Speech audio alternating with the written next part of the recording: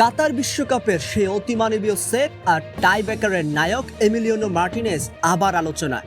এবার কোনো মাঠের পারফরমেন্স দিয়ে নয়, বরং নিজের আন্তর্জাতিক ক্যারিয়ার নিয়ে এক বিস্ফোরক ও আবেগঘন মন্তব্য করে ফুটবল বিশ্বকে নাড়িয়ে দিয়েছেন এই আর্জেন্টাইন বাজ পাখি। আর্জেন্টিনা ফুটবল অ্যাসোসিয়েশনের অফিসিয়াল প্ল্যাটফর্ম এএফএ স্টুডিওকে দেওয়া এক বিশেষ সাক্ষাৎকারে এমি মার্টিনেজ পরিষ্কার জানিয়ে দিয়েছেন তার অবসরের শর্ত।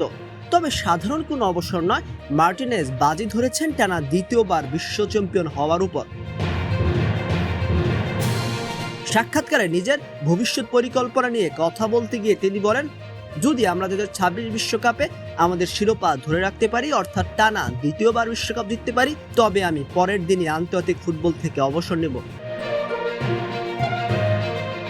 কিন্তু কেন এমন সিদ্ধান্ত? কেনই বা ক্যারিয়ারের শীর্ষে থেকে অবসরে যেতে চান তিনি? মার্টিনেজ নিজেই এর উত্তর দিয়েছেন। তিনি জানান, আলবিসেলেস্তেদের হয়ে টানা দুবার বিশ্বজয় করতে পারলে আন্তর্জাতিক ফুটবলে তার আর পাওয়ার বা প্রমাণ করার কিছুই বাকি থাকবে না। আর ঠিক তখনই তিনি চান দলের নতুন ও তরুণ গোলরক্ষকদের জন্য জায়গা ছেড়ে দিতে, যাতে আর্জেন্টিনার গোলপোস্টের ভবিষ্যৎ সুরক্ষিত থাকে। দলের প্রতি ভালোবাসা আর তরুণদের প্রতি এমন ত্যাগী মনোভাব এমি মার্টিনেজকে ভক্তদের চোখে আরও উচ্চতে নিয়ে গেছে। কাতার বিশ্বকাপের পর এবার আমেরিকার মাটিতেও কি মার্টিনেজ পাবেন তার সেই কাঙ্ক্ষিত বিদায়ের মঞ্চ? তা দেখার জন্য অধীর আগ্রহে অপেক্ষা করছে পুরো ফুটবল বিশ্ব।